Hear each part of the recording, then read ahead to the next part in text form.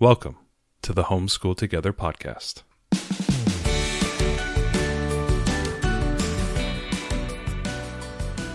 Where one working mom and a stay-at-home dad help you navigate the nuts and bolts of the growing and dynamic world of homeschooling.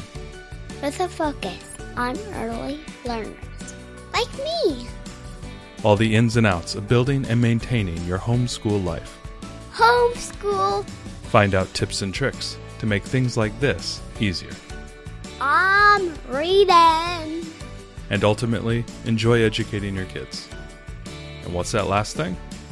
Have fun together. Did I do good, Daddy? Yeah, you did, sweetie. Good job. Hello, and it's a miracle I even know how to do the opening. Welcome to Homeschool Together. Welcome back. We really say welcome back because we have not been here since October. Was it October or November? Yeah, one of the last ones we recorded was like midway October. We're peeling the curtain back. We had a lot of stuff going. We had a crazy busy end of the year with my master's classes and Matt's master's classes, and we decided to pre-record quite a bit. And so you're right. So welcome to 2026. Welcome to 2026. If part of your New Year's resolution was to check out this weird homeschooling thing and see if it might be for you, welcome. Welcome, absolutely. Welcome. Absolutely, yeah. So like we've been out. Now we're back into the studio here in the office. Yeah. with the dog sleeping and the printers just on finished. The road again. All the 3D printers have just stopped, and so we're able to get back into it. But we really hope you guys had a great holiday season. And you guys are starting off your new year with some planning and whatnot, and we're going to be talking a lot about that today. But before we do that, head down into the show notes. There'll be a bunch of links to the various curriculum that we're going to be talking about, the various things that we're going to be discussing, as well as a link to our Gumroad page where you can find a whole host of great things that may help you through whether you're doing a round the world journey, whether you're thinking about doing some science stuff, maybe you need to incorporate a biome study into your curriculum, whatever it might be. We have some really cool things there. We also have a couple fun things in the pan that we're working on as well, the frying pan, and so we'll see those maybe coming out, and maybe by the end of the spring we may have a few fun things there for you guys to try out as well. Anyway, let's get into it. Ariel, big movements, 12 months, 365 and a quarter days, 29 and a half rotations around the Earth for the moon, about 7 or 8, 13 or 14 times around the, whatever it ends up being. There's a lot going on in here. And we always like to do this episode at the beginning of the year. It's actually a very popular episode. A lot of you guys who, look for an episode here or there, maybe you don't listen to everything. I totally get it. I'm a podcast consumer as well. This one tends to be very popular, and so we want to make sure that we cover this. And, a lot of things are going on in that year for not only just for the kids, but for us. You're closing in on the end of your master's degree. You are. I am. Doing all the various work things and all the plays you're involved in and all the school and the homeschool, the planning. You have a lot on your cart.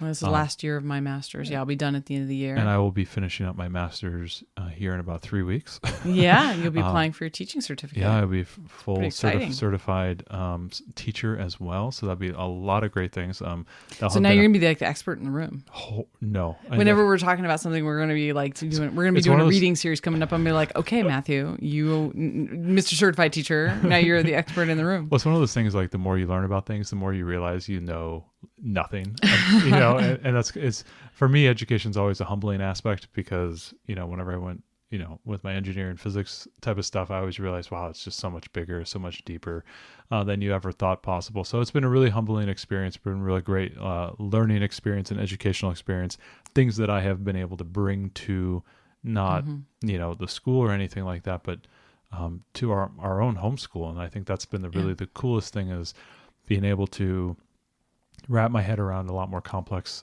things, starting to think about homeschooling, all the various disciplines and all the nuance in there, and being able to see that, and also being able to see kind of the read between the lines of curriculum and see what they're doing and going, oh, you know what? I saw that in my class, and I was like, you're doing it right here. Yeah, there's so many episodes I want to do based on all the really interesting things that you learned. So absolutely, yeah. So a lot of great things wrapping up this year, but let's talk about the most important thing, which is the homeschool plan for this year. I know a lot of you guys are at home and you're thinking about, what do other people do?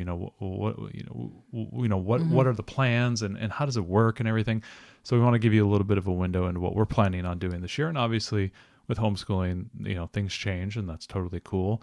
But this is kind of what we're thinking about This right is our best laid plans. Absolutely. So we just finished the summer of science, which became the fall of science. And then we took a little bit of break for the holidays, and we were just doing ELA math workbooks and things of that nature, writing. We're starting to get heavily into writing with our kids. This year we're now starting. Today was day one.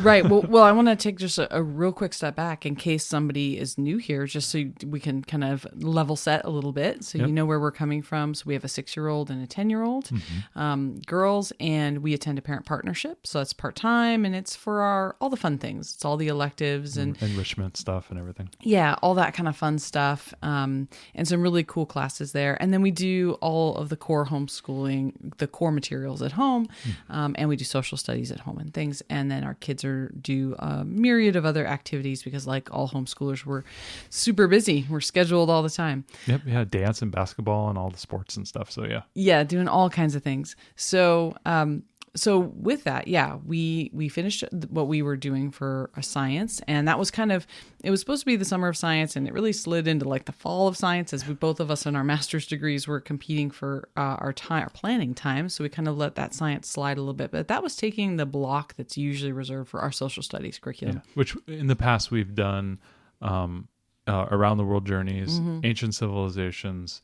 And we're going to be coming back to that. We'll talk a little bit about that. But Right. What are we starting right now? So right now we're starting into prehistory. The winter of science. Yes. So it's still kind of science, but really we're doing it because we want to get into ancients again. So the last time that we did ancients was for our older daughter, and our younger was just in preschool. So she didn't really understand what was going on. And so we feel like this is a good time to kind of like, okay, we did kind of the practice run. Now we'll do this again. When we say ancients, we mean ancient civilizations. These are like Romans, Greeks, early Indus Valley civilizations, China, Egypt, and all that stuff. So when we refer to ancients, that's what we mean by that. Yeah, and so we're gonna do this prehistory. We had done, and we have a great YouTube series about a combination of Blossom and Roots prehistory, which is part of their grade 3 science, and Build Your Library's prehistory unit study. And really, we go into all the reasons, but the high level is that Blossom and Root does a really great job with the early formation of universe and dinosaurs and all of that kind of stuff. And Build Your Library is much more focused. They do a little bit of that, but it's much more focused on like early man. And so the two pair up really nicely together, and we think they do a great job.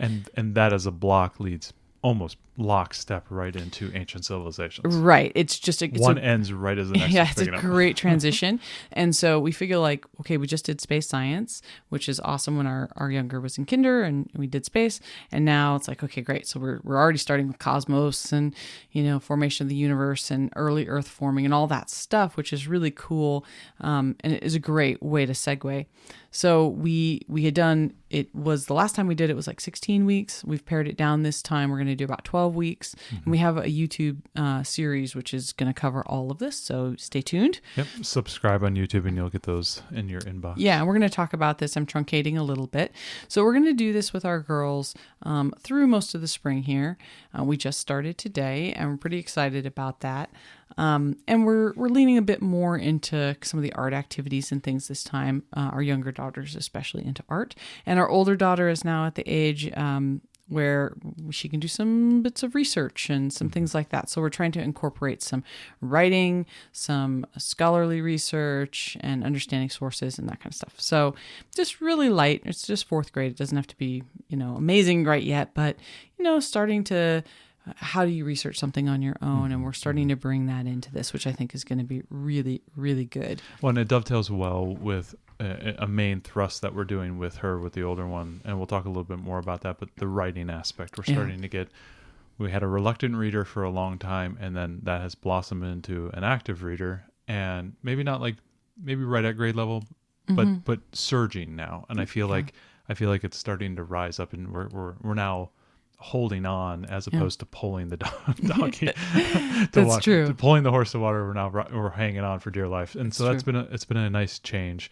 But with that came writing, and writing has become, and we'll talk about that in our YouTube series. We'll talk about how we take a curriculum and kind of like maybe pull it down a little bit for our youngest, pull it up a little bit for our oldest. And we've been doing that for the last couple go arounds of curriculum. So, Yeah. and we've also been pulling in as an idea that the adults are also coming along and learning as well. And so we'll be making recommendations of books and videos and other type of learning materials that maybe help you get a little bit more of an advanced view into the topics that you're covering. If you are, inquisitive in that way, you can enjoy the process as well. Yeah, we did a lot of that with space science, and the last time we did prehistory, we didn't do much of that. So we did actually. Well, I should say we did actually do a good amount of it. But we'll be redoing some things. I've got some ideas. When that finishes, we're going to be, as we said, this kind of dovetails right into ancients. The last time we did ancient civilizations, we used Build Your Library Level 1, which is a great curriculum, and it just really clicks with our family. We really like Build Your Library. The curriculum is about 36 weeks, and there's, based on having gone through it before, I think there's a number of areas that we're going to trim. We may trim a couple of civilizations. There's some heavy overlap, and there's a couple that are they're like 4 weeks. Like the Romans is 4 weeks, and we might pare that down a little bit. Greeks, I think, was like 3 weeks, 3 or 4 weeks. We might pare that down. Yeah, we've got some ideas. There's some places we want to kind of economize our time because that's supposed to be a first grade curriculum. So we're going to have to level up for our rising fifth grader, and then our younger daughter will be second grade, which is by the end of it, she'll be. She's halfway through rising second grade. Yeah, she's halfway through her first grade year right now, and so she'll be starting that maybe towards the end of her first grade year through the summer as a rising second grader. So we may want to level that up just a little bit. Yeah. But I think there's a lot of chapter books in there, and I think that's going to be more of a stretch for her. So it's kind of interesting to think about that. She doesn't have the patience to do the long chapter books. I remember the last time we did Ancient Civilizations, I would make the like a racetrack around our kitchen table. I would just walk and read while my oldest was doing art activities or doing some type of activity while I read the chapter books to her.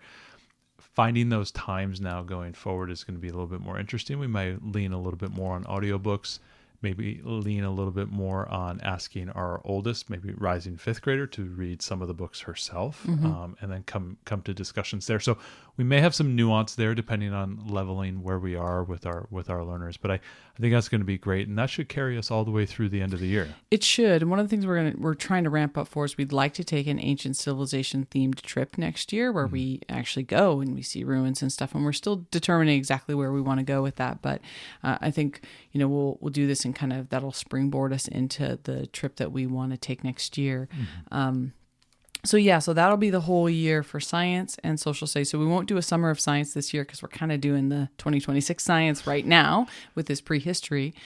So that'll fill out that block for both kids. And we won't do a separate science. We'll do when we finish ancients, we'll do another block of science.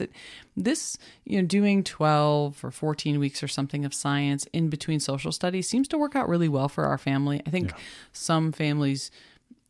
So for some families, doing little bites of all the different subjects works out great, and for other families, I think it can be overwhelming. And for us, it is to try to do like balanced science and social studies together. One of them ends up kind of losing out in the week because reading and math always get that priority, and then these are just these other pieces. And so it works out much better for us if we can focus on one for a time. And when that finishes, then we can take a block out and focus on the other. So if that's your family, if you're feeling like you're struggling to juggle all the other subjects, you might think about doing things outside of ELA and math in blocks, and then you can cycle those, and it's not quite as overwhelming.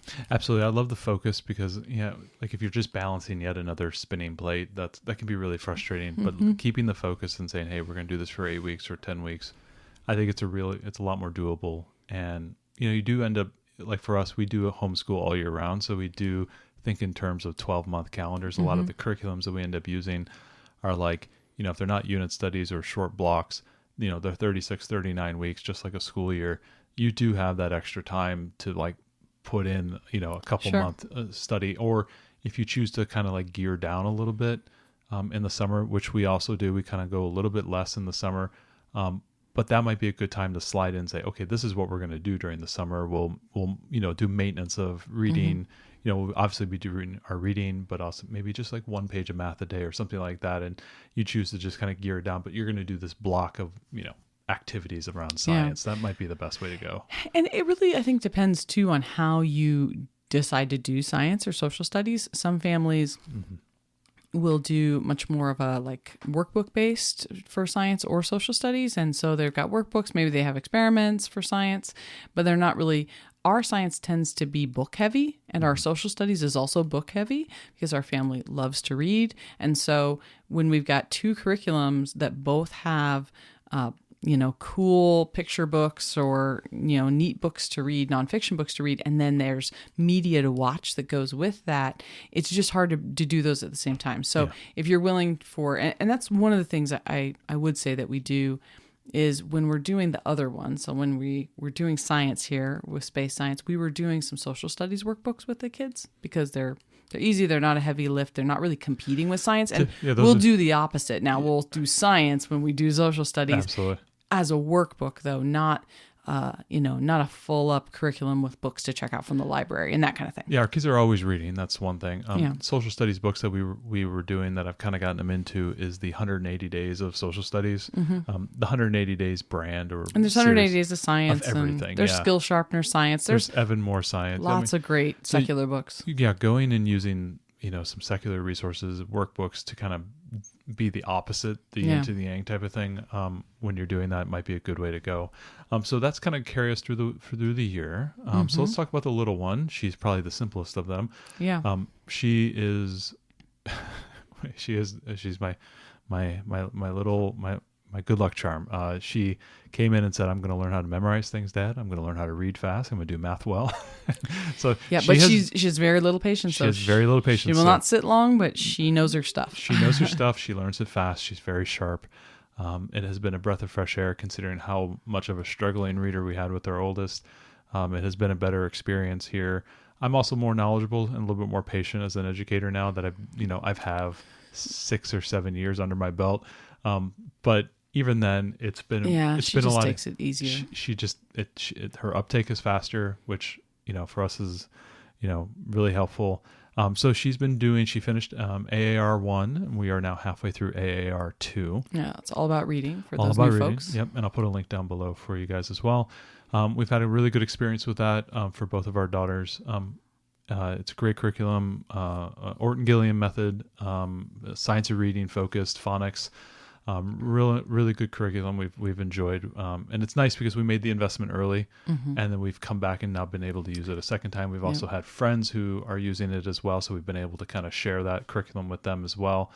So share the knowledge of that curriculum. Yeah, we haven't been sharing it, but one thing to note, if you do go into All About Reading, definitely for those workbooks, put them in slick sheets, we've reused them for our girls, which has been great. In a binder, tear the sheets out, put them into little sleeves. There's probably YouTube videos out there about how to organize it and do that because it's worked out really well for our girls. So when she finishes All About Reading level 2, we are going to probably pivot into a little bit of Beyond the Code, which is the Explode the Code version of the readers, with a little bit more reading comprehension, a little bit more handwriting.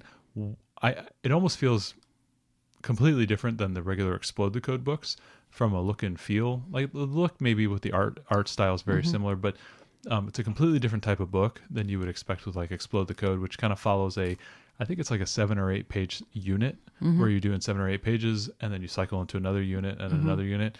The Beyond the Code is more focused around pre-knowledge around reading concepts and certain type of phonics or phoneme usage, and then jumps right into a story, and then you do some reading comprehension out of that. And that was a really nice book. It was a nice breath of fresh air for us when we used it the first time with our oldest. So I'm going to go ahead and have her do a couple of those, and that'll probably be, at the pace we're going, will probably be late spring, early summer by doing that. And then we'll go ahead and jump right into All About Reading 3, and that will probably carry us through the rest of the year. So very simple ELA curriculum. And now the big thing for her is starting to get more readers to her and having her sit down and read a little bit more. She's about halfway through her first grade year. I've been every week about 2 or 3 readers that she cycles through. These are kind of level 1 readers, early Dr. Seuss books, those types of things. and having early rhyming books and just very simple stories, not complex. I mean, if you guys know all about reading, you know how difficult the readers are at like level 2. There may be like, I don't know, 100 words, 200 words at the most for the short stories that she has to read.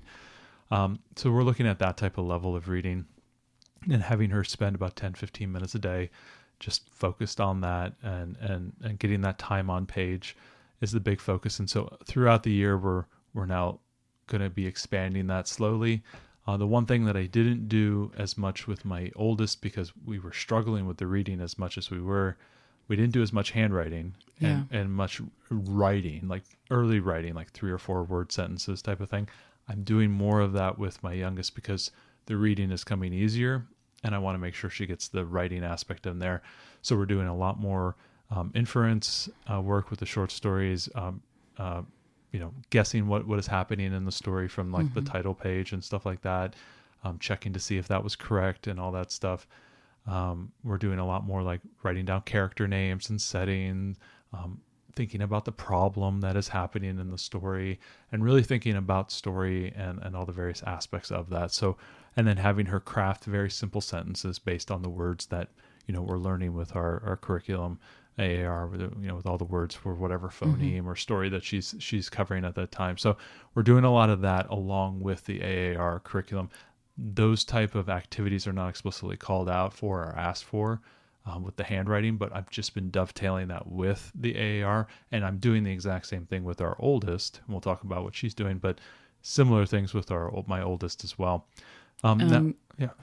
And so for handwriting with her, we're doing a modern manuscript, which there was an Evan Moore book and they've stopped publishing that. So I went out to Teachers Pay Teachers and I found a really great set of modern manuscript print pages that she could copy. So she's been doing that, and I'm almost going to have our oldest maybe do a little bit of it this year too, because it's been really helpful. But we're going to give our youngest a break. She just finished all the letters of that printable, and I'm going to print that again in a couple of months and have her go back and do that again so that she can keep focused on that. One of the problems that we have with her is she doesn't have a proper pencil grip. So she's not using the right pincer grip. She's holding her pencil between like her middle and ring finger. Yeah. So she kind of holds it awkwardly and it's making it difficult for her to make the letters. She's got to shift the one finger up. Yeah. So we've been really working intentionally on that with the handwriting, and your mom has been working with her on that because grandparents do homeschool for us 1 day a week, and it's been tremendous actually, and she's been really helping with that. So that's another intentional thing that I want to do, but we've decided to go with modern manuscript because I think it looks a little prettier and it's a very easy flow into cursive should one of our daughters want to learn cursive. I mean, they're going to learn to read cursive, but whether they want to write cursive is up to them. Thus far, our older daughter has no interest, but I think that our younger daughter might. She's more art oriented. So I want to, set her up with, I also think it looks prettier than, a different kind of block letter manuscript. I think modern manuscript looks nicer. Yeah, it's what we learned when we were in the 80s. That's how we learned or I to write. could just teach her my scribble print that I do. Yeah. Moving on from that, going into math. Math has been, again, just like the reading, fairly easy for her. We did the Right Start level A, and then we went right into Math Mammoth 1. Because she just kind of seemed to enjoy workbooks a little bit more. And so I said, okay, well, maybe we'll skip Right Start B and try Math Mammoth 1. And just to take you back a second. Right Start A is a kindergarten curriculum, and then Math Mammoth 1 is a first grade curriculum. We own all the Right Start curriculums up to G now, or whatever it is. And we have all the Math Mammoth curriculums as well, so we kind of can use them in parallel. With our oldest, we've been doing a method where we go Right Start math level, and then we come back into Math Mammoth and kind of dovetail the two together. So we do 2 math curriculums, and we kind of put them end to end, and we use the Math Mammoth as kind of a practice with a reinforcement of mastery. And that's what we kind of do with her. And because the Right Start's really great at teaching the concepts and the why of the math, which I certainly didn't really get when I was a kid. So we love that kind of really great foundational understanding. And then Math Mammoth has all of those practice problems that they can just work over and over and over again. So that worked awesome for our older daughter. And there's a little bit of an overlap if you want to do that. So like Right Start tends to have about 135, 40 lessons in each curriculum. And you can start the layered approach. It's somewhere at like lesson 100. So you can imagine like doing a lesson of a Right Start, and then doing like a couple pages of Math Mammoth, because Math Mammoth will be covering topics way earlier in the curriculum, so they will know that. And you can do that as kind of like a fresher, or something that they can do to kind of get warmed up to do math. And there's good tests in Math Mammoth. Yeah, they're really cool. Also really great. So we went a little out of cycle because I just was she was ahead and I didn't have to worry about anything. And I wanted to play a little bit, like, okay, you seem to be going in this direction. Because you normally would have gone through Right Start B, right? And then started Math Mammoth 1, because Right Start B is first grade. First grade math. Yeah, it's a little offset. But I went right into Math Mammoth because she kind of liked the pages. She just wanted to get it done. Daddy, I just want to do this. Okay, fine. I'll give you the Math Mammoth. We'll see what happens. We got all the way to the end, and she did really well, and she finished it. But I said, I felt like you were missing some concepts here and there because you're going too fast. So we went back to Right Start. Now we're speed running Right Start B, which is essentially we're using it as a review to the Math Mammoth. It's always complex, but basically we're right now about, I don't know, almost a third of the way through Right Start, and we're moving real fast, like a couple lessons a day type of thing. So we should be done with that, I think, in mid couple months, and then we're gonna continue on with Right Start C. And then we're going to go into that regular. So it's working better for her now, the concept. She's maybe has the patience now. I think this is a patience issue. Yeah, there's obviously, as your kids move through these early years, you're going to see a lot of developmental changes. From one year to this year, they might change their preferences or the things that they enjoy or like, or how they kind of learn. And that's okay, and that's great. And that's kind of, one of the great things about homeschooling is that we can do those little micro movements and pivots and really meet them where they need to be. So I'm going to continue from Right Start B and go right into Right Start C, and that should take us through most of the summer into the fall, and then I'll come back in with Math Mammoth 2. So she'll be starting her second grade year in the fall, or she'll be at the second grade level, her level age range, and we'll be just finishing second grade math. We'll be going into third grade math, and which is on pace with like where her sister was, which is kind of like, we're doing like 1.5 years of math a year. So we're kind of ahead a little bit. Now, on top of those three things that we talked about, obviously the social studies curriculum, our ELA curriculum, and our math curriculum, I layer in a bunch of books, a lot of workbooks, just different skills, geography, science, STEAM. And I use a whole host of different books, the Harcourt Family Press books, the 180 Days books. I used a ton of Evan Moore books. I think my budget for workbooks is higher than our curriculum budget, but I find that those are really helpful. They help like fill in those small micro gaps. Yeah. I really like the 180 Days books because you're meant to do it 1 page a day. I tend to do 2 pages a day, maybe 3 pages a day, because they're fairly easy. But they really just help fill in those gaps that you might miss, just like the base knowledge of like, hey, who was the first president of the United States and things like that, where maybe we wouldn't jump on that and explicitly teach that. They would get that through, watching a video or learning about something or whatnot. Or we're not going to get to that for several more years in our history cycle. These books are really good. I like the 180 Days Social Studies books. I've used the first grade book, the third grade book, and now we're moving through the fourth grade book now with my oldest. They've been really nice, and they just keep leveling up the capability, and it really kind of shows you maybe like expectations, because they are Common Core aligned, and kind of the expectations around writing and reading and understanding, and maybe helps you gauge a little bit about where your learner is, or maybe gaps that you need to help fill in. Really kind of keys in on that. So I like using the workbooks as kind of like just like a helper for me to fill in the gaps, but also to help gauge where my learner is, and to help push them a little bit on maybe, hey, let's start writing a sentence. Like, hey, talk to me about what you think we read about and all that type of stuff. Using those is really helpful, and I'm constantly going through a whole host of them. So watch our YouTube channel. We go through a bunch of those and we talk about a lot of them, and we'll just keep referencing them over and over. We do them for spelling as well. Oh, That's yeah, that's the other way that we get spelling, our primary way. And one of the things I like the most about workbooks too, other than filling in that base knowledge and gaps, is it's a great independent thing that our kids can do while we're working with the other student. So even if you're not primarily a workbook family, if you have a student that's not just happy to do art or something while you're working with your other student, it's nice to do a few selective workbooks to give you that time to focus with your other student. Absolutely. And especially if you are in a state that requires testing. I use the Harcourt Family Press test prep books to help my oldest last year get prepped up for the standard test for the state of Washington, which starts in 3rd grade. She'll be taking it again here in the next 3 or 4 months or something like that. And these workbooks are really helpful because she's reading passages, she's answering multiple choice questions, so that when she gets into the standardized test, she's not, it's not foreign to her. Yeah. And our youngest is in 1st grade, so she's not going to see a standardized test for another 2 years.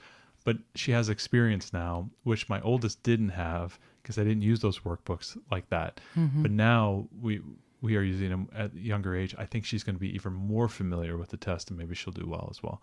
Yeah. So anyway, that's our youngest. She's fairly easy, fairly straightforward. As long as you move quickly, because she just doesn't have the patience to sit. She's not going to have the patience for us to sit and read aloud to her unless you do it in short kind of snippets, or she's doing art. She's very big into art, so we're continuing that with her. Absolutely. Now with our oldest, we'll kind of jump right into it. Reading wise, she's doing really well.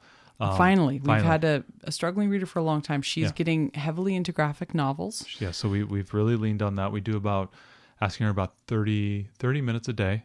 Tends to be the number that we're looking at right now. And that is not a solid block. That very often is maybe 2 sittings, 2 15-minute sittings. Yeah. And so she does graphic novels for her own enjoyment. And then she and her best friend have developed a book club, and they pick a novel to read that they're both interested in. So she's getting kind of like the graphic novels that she's really comfortable with. And then a bit of a stretch, which is, other chapter books with her friend. Yep, absolutely. And so we're finishing up All About Reading 4. We're about halfway through. It is night and day from my experience with level 1, 2, and 3. Now that her reading has finally caught on, we can cover the topic. We can do 2 lessons a week. We're reading the books. We're answering questions. I'm having her write a lot more. And I'll talk a little bit about writing now. One of the big things I've been asking her to do is writing sentences, maybe towards the middle of last year. Really getting into writing and crafting sentences, using keywords to help you with that, and keying in on what we talked about, being able to reference back to words that were in the question or in the context of what we read, being able to then craft and organize our thoughts, not just saying why did this happen, because of this, using full and complete sentences, nouns, verbs, adjectives, all the fun grammar things that we need to learn. That was then I started asking her to write 2 sentences, and then it became 3 sentences. And so now we are deep into the 5-sentence paragraphs, starting, who is happening, what are the 3 things that happen and what is the conclusion. This tends to be the organizational structure we're doing right now with sentences. And I'm giving her kind of little charts every single day, and I map it out for her so that she can get used to kind of organizing her thoughts, putting down keywords of things that she's read about, and then crafting and writing sentences off of that. Sentences always must be 6 to 8 words at a minimum. No lists. I do not allow lists like George, Dave, Timmy, and John went to the store. We don't allow that. Lists are used as 1 word, so she will then have to tack on additional words off of that. We are also using AAR when we're covering a new phoneme or a new concept. They always give you the little green reader cards. And what I do is very often those are like 10 of those. And then I ask her to say, okay, pick 6 of them, and I want you to write me a short story. That's a paragraph long, 5 sentences. You have to use 6 words, which means 1 sentence you have to use 2 words. And then you have to think through the 6 words you pick and kind of imagine a storyline that runs through those 6 words. It's got to make sense. Actually, she likes the challenge. It's a nice little challenge for her, and that's a cool way for me to get writing in. That's a nice little method I do. So right now, it's about a paragraph a day. with some additional writing. So she's typically writing right now about 2 paragraphs a day and then reading 30 minutes. So that's kind of where we are. And just me uttering those sentences a year ago would have been like, no way. Yeah, and it feels amazing, crazy. It's amazing how much I just keep pushing, and just keep and seeing her writing getting better, and coming with that now is spelling. But her spelling is getting better. Well, yeah, we have a spelling workbook for her, and I think it's not.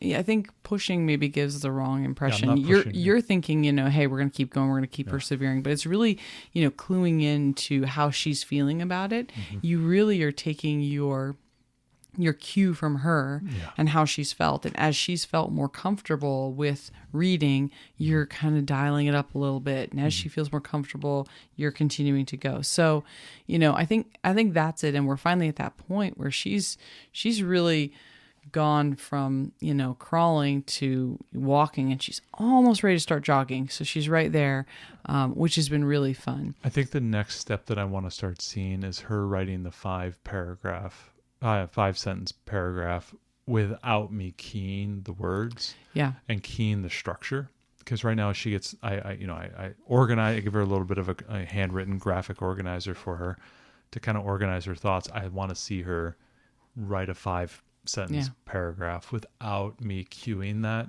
and being able for her to do that, kind of organize the ideas in her head and then go ahead and put it down on paper. I think that's kind of my stretch goal for the end of this year, starting to see that. And then maybe periodically asking her to write maybe 2 paragraphs, talking about a concept or whatnot, and then dovetailing that capability with more research focused things where she has to read about something and then she has to write about that thing. Because right now I'm using a lot of our curriculum and a lot of the things that we're reading right now as a cue for her to write about that. Yeah. And what I want to start doing is asking her to say, okay, here's a concept, and we're going to be doing this with prehistory, which is, here's a concept. I need you to go read something about it, and then I want you to write a little bit about that. Yeah. For example, we're doing the first one is she's got to research a Washington State fossil. Mm-hmm. So a fossil is found here in our state, and she's got to write a little bit about that. And there's a couple of little categories. We have a famous museum here in the University of Washington in Seattle called the Burke.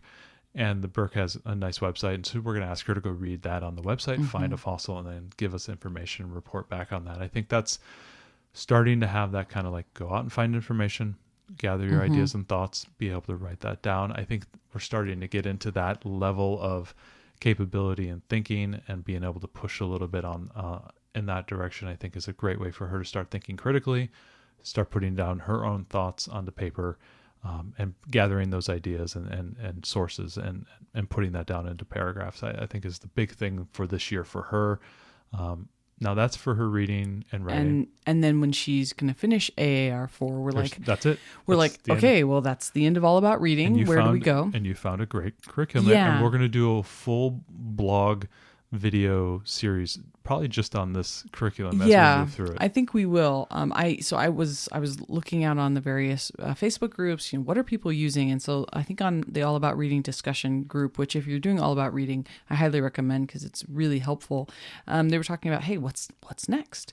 There is nothing next. So one of the things that folks continue to recommend was Hearth and Story, which is a secular ELA, English Language Arts curriculum. So I got the complete 4th grade language arts pack, which has got a few different... Did they have a 3rd grade? It goes down to 3rd grade, or does it start at 4th grade? Let me check here. I thought you had said earlier that it may have gone down to 3rd grade, but regardless, I think there's poetry. I think they're adding a 3rd grade. Okay. Right now it's 4th, 5th, 6th, and then they do a 7-8 combo. So the cool thing about this, what drew me to this, is it's got a bunch of cool components to it. So there's going to be a novel study. So there's 4 novels, and so they're going to be each of these has really thoughtfully done reading comprehension as you go through the novels. So chapter by chapter. Yeah. Then there's going to be writing. And so there's a whole section about writing that helps with grammar and helps, you're talking about the, 5-part kind of essay type thing. in a paragraph or whatever. So it has all that structure. So it's got structure, but it's also got punctuation and other rules of grammar. So the writing component looks really strong as well. And there's a poetry part, and there's some, kind of fairy tale myth portion. And then there's critical thinking, which I'm excited about. And there's also spelling in it. So it has all these pieces that I'm interested in. It's got the writing, the spelling, the grammar, novel studies, and critical thinking. It's a PDF curriculum. It's not very expensive. We'll link it in the show notes. So I haven't used it yet. I've heard great things. You printed it and we looked through it. Yeah, we're going to be starting it in a few weeks. So we'll be able to give you some initial thoughts here, maybe in a couple of months after we've gotten to do each of these parts. But it was important for me because she has been a struggling reader. She's now reading these graphic novels for fun and a chapter book with her friend for book club. But I wanted to make sure she was reading, or at least attempting to read, some novels at a fourth grade level. And I've looked through this, and I don't think the lift is too heavy on this. I think it's going to be really right sized, especially since she's in the second half of her fourth grade year. And I'm really looking forward to giving this a shot. So that's where we're going to go forward in our ELA. We're not going to add any other products from All About Reading. We have tried All About Spelling in the past. It just kind of wasn't our jam.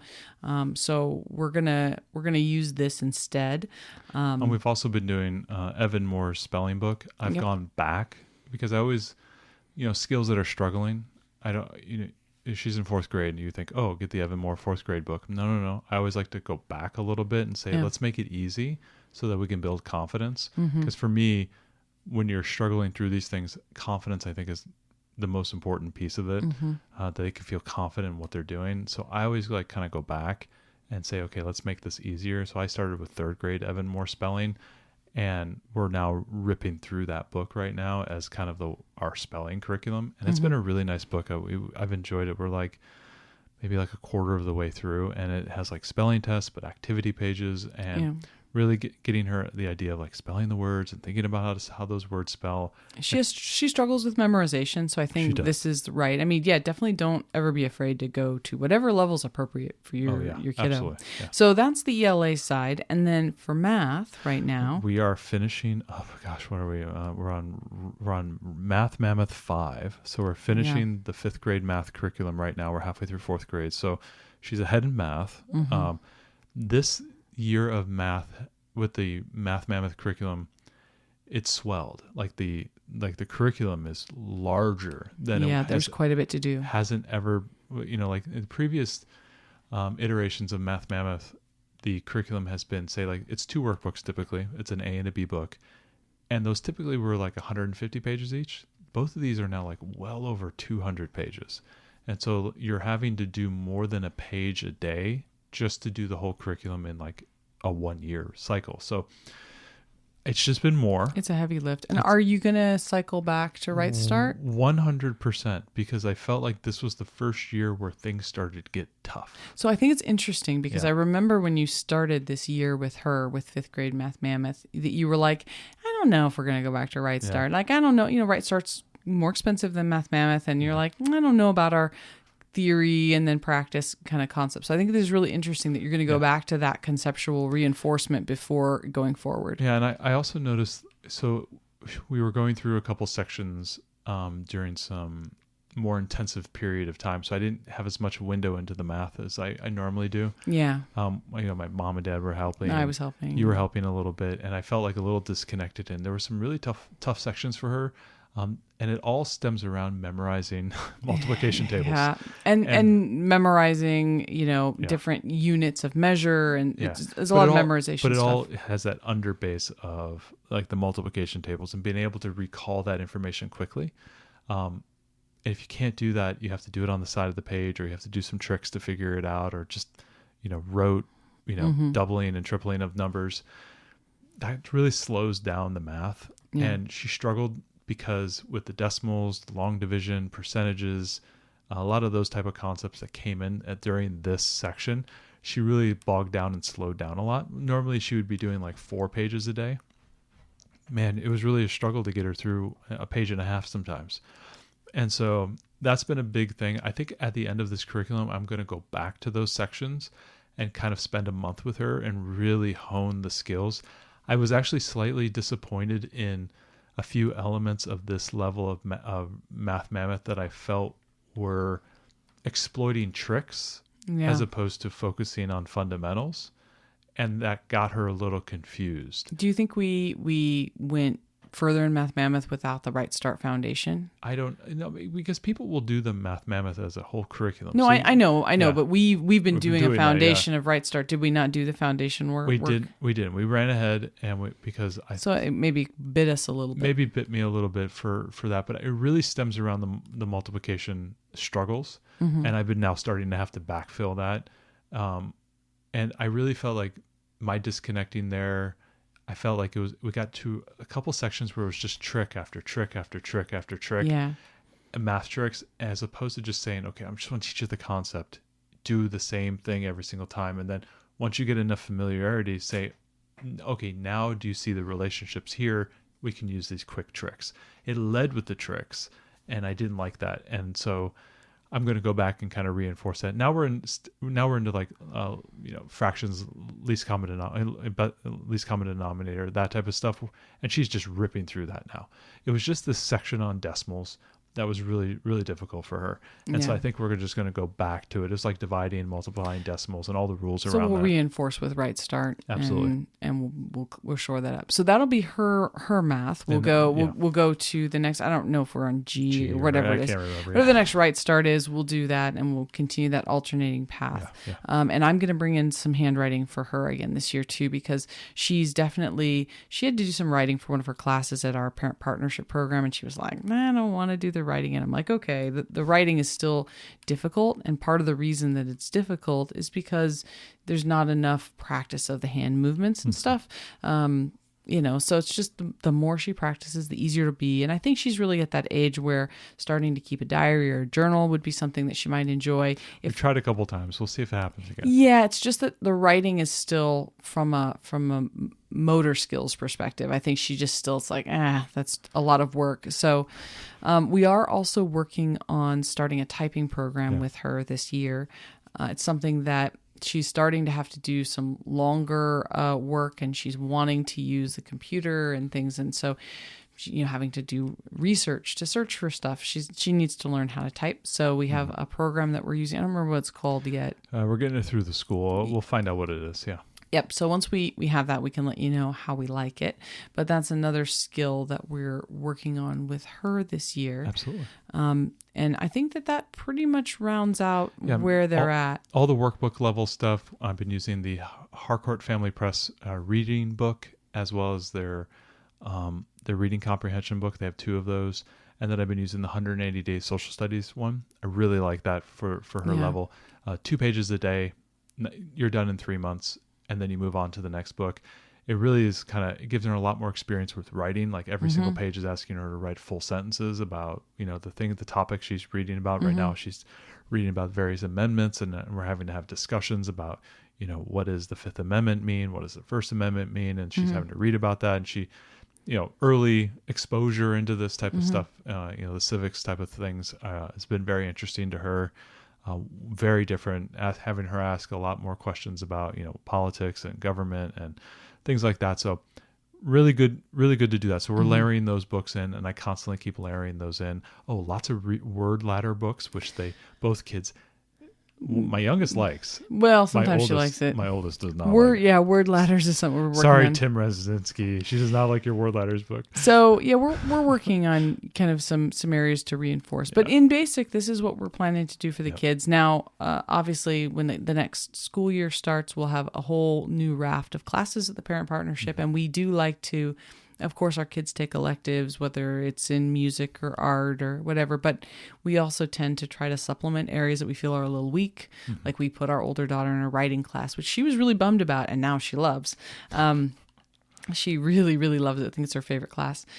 For our youngest, we'll probably put her in more art-based things because we don't do as much art at the house because we're focusing more on core. So we will use that Parent Partnership to help us to fill in spots where we really want to, add extra emphasis for each child. So when the next school year begins, we can talk a little bit more about the areas that we decided to kind of outsource to that location. But that's the basics of our year and what we're planning to do. We would love to hear, if you join our Facebook group, we have a wonderful group of folks over there.